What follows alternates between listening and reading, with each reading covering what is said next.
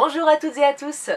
Il y a de très nombreuses, non peut-être pas à ce point, mais il y a quelques années, d'ailleurs lors de la toute première année de la création de la chaîne, j'avais fait une vidéo sur fêter Halloween au centre équestre. Donc j'avais prévu de faire une vidéo pour chacune des fêtes, donc Halloween, Noël, Pâques, pourquoi pas le carnaval aussi. Là actuellement nous sommes dans le calendrier de l'Avent, et du coup pour le calendrier de l'Avent, eh bien quoi de plus logique que de sortir la version Noël de ce concept de vidéo. Donc aujourd'hui je vais vous expliquer comment fêter Noël au centre équestre.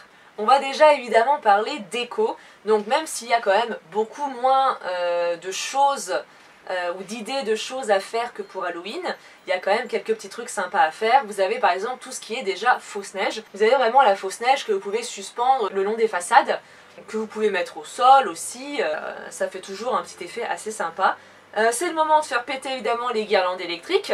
Donc peut-être privilégier les guirlandes électriques à pile, ça sera toujours peut-être un peu plus économique. Et même sans forcément en guirlande électrique, il y a des guirlandes aussi tout court, vous pouvez vous amuser à suspendre un petit peu de partout. Et petite activité qui peut être sympa, pourquoi pas faire vous-même vos propres guirlandes.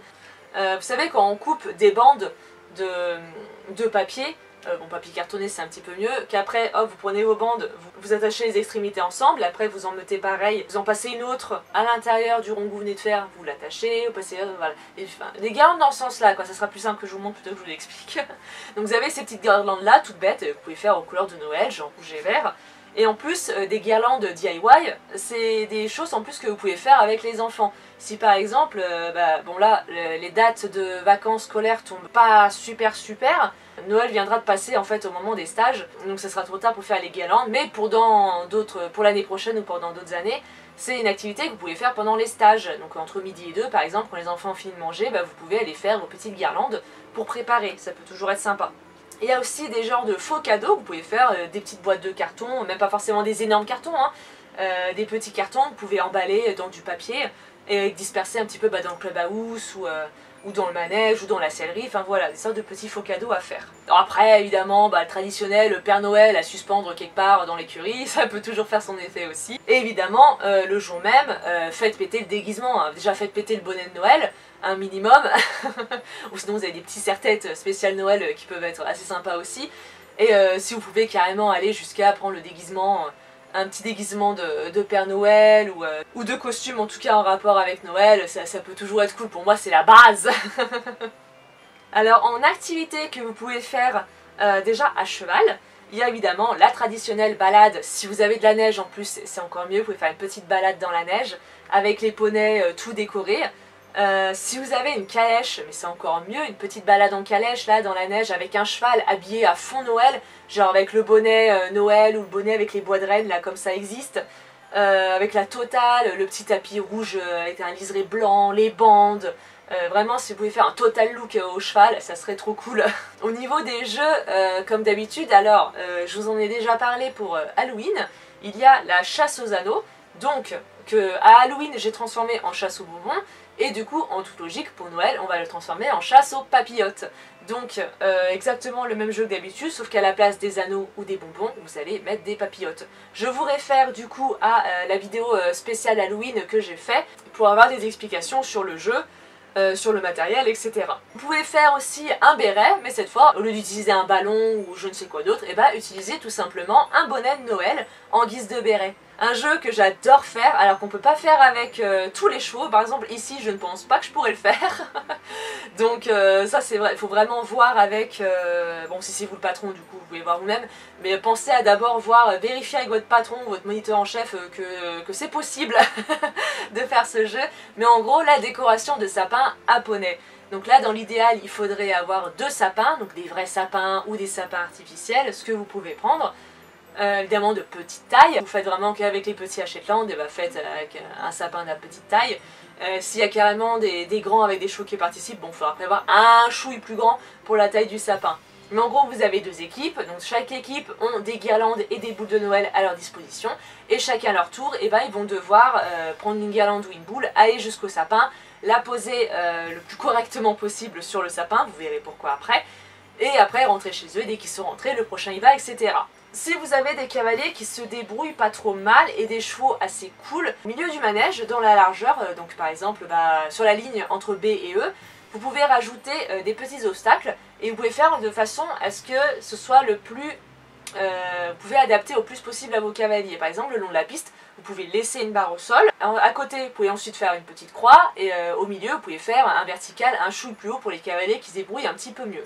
Donc là, il faut des chevaux franchement cool, qui n'aient pas trop peur, par exemple des guirlandes. Imaginons que les enfants prennent vraiment le bout de la guirlande et qu'ils la laissent flotter au vent derrière eux. Voilà. Faut pas avoir des chevaux trop heureux.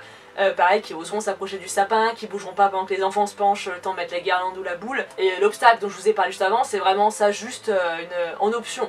Voilà, moi avec mes petits chettes, on fait juste une ligne droite et puis voilà. La ligne d'obstacle, j'ai déjà fait un jour, on avait mélangé plusieurs niveaux, donc il y avait des chettes, il y avait des plus grands. Donc j'avais fait ça, comme ça les tout petits hachettes, ils restaient sur la piste, ils pouvaient passer leur barre au sol, et ceux qui se débrouillaient un petit peu plus pouvaient se débrouiller avec les obstacles. Je précise, mais évidemment, du coup, mettez le même nombre de boules et le même nombre de guirlandes dans les deux équipes, parce que sinon ça va pas être équitable et il va y avoir un peu de la triche quoi. Et un deuxième point pour l'équipe pour qui le sapin est le plus beau. Parce que si on se contente de juste faire vite, le sapin il va ressembler absolument à rien, il va y avoir la moitié des boules par terre, des guirlandes mises à l'arrache, donc voilà, si on veut que les cavaliers s'appliquent au moins un tout petit peu, on attribue un point supplémentaire pour le sapin le plus joliment décoré. Et ce qui est chouette, c'est qu'après, soit vous gardez les sapins tels quels, ça peut être rigolo, soit après vous les faites redécorer un peu plus tard quand vous serez à pied, et comme ça vous pouvez les disposer dans le centre équestre, donc soit au club à house, un au club à house, un dehors, enfin voilà, après je vous laisse vous organiser comme vous voulez. Après, dans les activités qui sont plus à pied ou plus à l'intérieur du centre équestre, et bien après votre journée de stage ou après votre journée d'activité, et bien évidemment vient le moment du goûter. Donc là c'est le moment de faire péter les chocolats chauds et les crêpes. Le vin chaud pour les parents, ça leur fera toujours plaisir. Vous pouvez organiser un Secret Santa, donc un Père Noël secret. Au cas où vous ne savez pas ce que c'est, parce que moi mes collègues ne savaient absolument pas ce que c'était, parce que j'en ai organisé un du coup pour avec mes collègues. Donc ça, ce qui est chouette, c'est que vous pouvez organiser ça. Donc du coup, soit si vous êtes moniteur dans votre structure, vous pouvez organiser ça entre vos collègues. Si vous n'êtes pas une grande équipe, organisez ça avec en plus quelques cavaliers. Voilà, si vous êtes cavalier dans votre structure, organisez ça entre plusieurs cavaliers. Vous pouvez aussi organiser ça entre cavaliers propriétaires, mélanger cavaliers et propriétaires. Et en plus les moniteurs, enfin voilà, il y a plein de choses qui sont possibles. Vous pouvez organiser ça par exemple quelques semaines à l'avance. Nous par exemple, vous voyez, on a organisé ça un mois à l'avance, comme ça on a un mois pour se trouver nos cadeaux. Donc vous fixez un budget, le but c'est que ce soit un petit budget, donc genre dans 10-15 €, nous c'est comme ça qu'on va faire en tout cas, donc un petit budget de 10 ou 15 €. Pour avoir des idées de cadeaux pas trop chères, je vous réfère à ma vidéo précédente de ce calendrier de l'Avent, idées de cadeaux équestres, un petit budget. Prévoyez quelques semaines à l'avance, comme ça faites sur inscription, vous affichez une liste dans le clubhouse pour voir qui veut participer. Ensuite vous tirez au sort un nom que vous gardez secret. Pour rien que ça s'appelle un Père Noël secret, vous gardez secret le nom que vous tirez. Vous devrez acheter du coup un cadeau à cette personne dans le budget défini. Après pareil, dans une date que vous vous serez fixée, viendra le moment du coup d'échanger les cadeaux. Donc voilà, c'est une petite activité qui peut être super sympa à faire. Et évidemment, le truc qui peut être vraiment trop chouette, faire venir le Père Noël. Si vous avez un papa ou vous avez une connaissance ou vous allez kidnapper un mec qui fait le Père Noël dans un supermarché.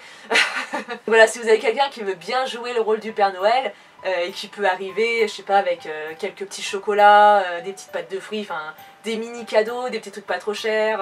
Et si il peut arriver en calèche, je sais pas si je fais cette vidéo pour vous, pour moi là en fait. Je suis en train de vous décrire en fait le Noël, moi que j'adorais.